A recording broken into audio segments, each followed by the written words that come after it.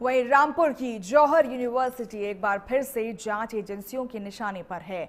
ED ने आजम खान से जुड़े करीब 10 ठिकानों पर छापेमारी की है। पीएमएलए के तहत वित्तीय लेन देन और दस्तावेजों की जांच हो रही है। कार्रवाई पर सपा ने सवाल उठाए हैं, जबकि सरकार ने आरोपों का जवाब दिया है। क्या कुछ कहा है, ये आप भी देख लीजिए।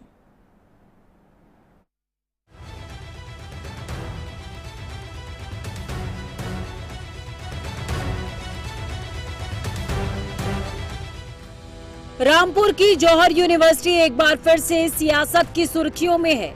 वजह है ईडी की छापेमारी। बुधवार तड़के सुबह जौहर यूनिवर्सिटी अचानक ईडी के घेरे में आ गई। ईडी सुबह सुबह रामपुर पहुंची तो आजम खान के समर्थकों का विरोध भी झेलना पड़ा, लेकिन बाद में यूपी पुलिस की सुरक्षा में ईडी ने दस्तावेजों की गहन पड़ताल शुरू की। मामला सिर्फ रामपुर तक सीमित नहीं था। रामपुर से सहारनपुर और सहारनपुर से दिल्ली तक आजम खान के 10 ठिकानों पर एक साथ ईडी का एक्शन हुआ है। हालांकि यह एक्शन समाजवादी पार्टी को बिल्कुल रास नहीं आया। पिछले 11 सालों से भारतीय जनता पार्टी के पास कोई एजेंडा नहीं है। किस तरीके से प्रदेश का विकास होगा, किस प्रकार से हमारा प्रदेश आगे बढ़ेगा, किस प्रकार से प्रदेश में नया इन्वेस्टमेंट होगा, उसकी कोई बात नहीं करनी है। खाली इन्वेस्टमेंट मीट करो, एमओयू करो और विपक्षी पार्टी के नेताओं को परेशान करो। आज तक 11 सालों में कोई भी ऐसा केस जो ऐसा नहीं मिला है जो आजम खान साहब के ऊपर सिद्ध हो चुका हो। लेकिन भारतीय जनता पार्टी की सरकार जब परेशान होती है, जब जनता के विरोध में जाती है, तो विपक्षी पार्टी को टारगेट करती है। इसका कोई मतलब नहीं है। जनता भी जानती है कि भारतीय जनता पार्टी की सरकार अगले 6 महीने में जाने वाली है। समाजवादी पार्टी भले ही इसे पॉलिटिकल एंगल दे रही है, लेकिन हर दस्तावेज पर ईडी की नजर है। ईडी ने आजम खान से जुड़े नेटवर्क की उन कड़ियों को खंगालना शुरू किया है जिनसे कथित वित्तीय लेन देन का रास्ता जुड़ता है।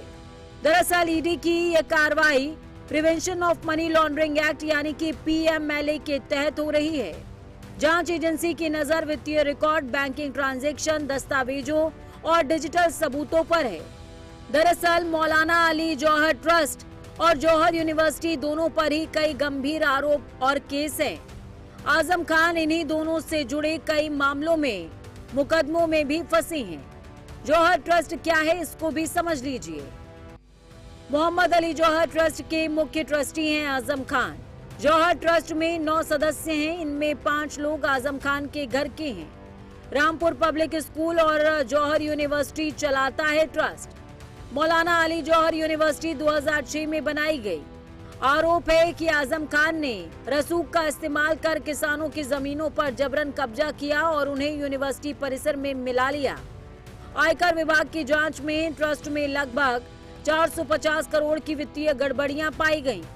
जांच एजेंसियों का आरोप है कि ट्रस्ट की ओर से यूनिवर्सिटी निर्माण में सिर्फ 46 करोड़ रुपए का दावा किया गया था, जबकि केंद्रीय लोक निर्माण विभाग के मूल्यांकन में इसकी लागत करीबन 494 करोड़ आंकी गई।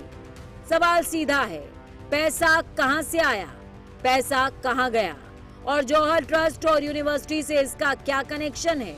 इन तमाम सवालों के जवाब तलाशने के लिए ईडी की टीमें रिकॉर्ड खंगाल रही हैं और दूसरी तरफ यूपी की सियासत भी उबाल ले रही है। सपा लगातार कार्रवाई पर सवाल उठा रही है। जैसे जैसे चुनाव आएगा, सरकार का दमन और अत्याचार बढ़ता जाएगा और जनता तैयार है उसके जवाब देने के लिए। सहारनपुर, दिल्ली समेत कई जगहों पर लगातार सुबह 5 बजे से छापेमारी चल रही है। क्या सरकार, मैंने बताया ना, जब तक जैसे जैसे चुनाव आएगा ये आतंक और दमन और अत्याचार बढ़ता जाएगा। सबसे ज़्यादा भ्रष्ट और भ्रष्टाचार अगर कहें तो भाजपा नेताओं और भाजपा के अधिकारियों मंत्रियों के पास है। वहाँ कोई छापा ही नहीं पड़ता। देखिए, पहले भी ऐसी रेड्स हो चुकी हैं उनके यहाँ और कहीं भी कुछ नहीं निकला। हमें उम्मीद है कि इस बार भी कुछ नहीं निकलेगा। आजम खान साहब के मामला पहले भी पाक और साफ निकले थे और अब भी पाक और साफ निकलेंगे। हमें पूरी उम्मीद इस बात की है। ये सब पॉलिटिकल रेड्स होती है। मोहम्मद अली जौहर ट्रस्ट और जौहर विश्वविद्यालय मामले से जुड़े ईडी की छापेमारी को एक तरफ सियासी अदावत से जोड़ रही है, तो दूसरी तरफ उत्तर प्रदेश सरकार में मंत्री ओम प्रकाश राजभर ने इस पूरे मामले के लिए सपा नेता अखिलेश यादव और शिवपाल यादव को जिम्मेदार करार दिया है। पूरे मामले के जिम्मेदार समाजवादी पार्टी के नेता अखिलेश यादव जी हैं और शिवपाल जी हैं। सरकार रहते हुए इन लोगों ने उस जौहर यूनिवर्सिटी का नक्शा पास नहीं किया जो सरकारी जमीनों पर बने। सरकारी जमीन थी तो वो यूनिवर्सिटी के नाम इनकी सरकार 5 साल थी, तो इन्होंने क्यों नहीं किया। और मजे की बात है कि ये लोग खुद चाहते हैं कि आजम खां जी को इसी तरह तंग किया जाए, परेशान किया जाए। ये सरकार में जब सपा की सरकार थी तो बहुत परेशान किए थे अखिलेश जी को, शिवपाल जी को, तो इस नाते इस तरह का खेल हो रहा है। निश्चित है कि जो रकम दी गई है उसका लेखा जोखा होना चाहिए ना। बिना लेखा जोखा का पैसा पहुंचाना, तो पैसा आया कहां से, सवाल ये भी खड़ा होता है। जौहर ट्रस्ट का रजिस्ट्रेशन पहले ही रद्द हो चुका है। जौहर यूनिवर्सिटी आजम खान का बेहद महत्वाकांक्षी प्रोजेक्ट रहा है, लेकिन पिछले कुछ सालों में यही यूनिवर्सिटी कानूनी विवादों के केंद्र में है और अब ईडी की डायरेक्ट एंट्री ने इस पूरे मामले को एक बार फिर सुर्खियों में ला दिया है। Bureau report, prime news.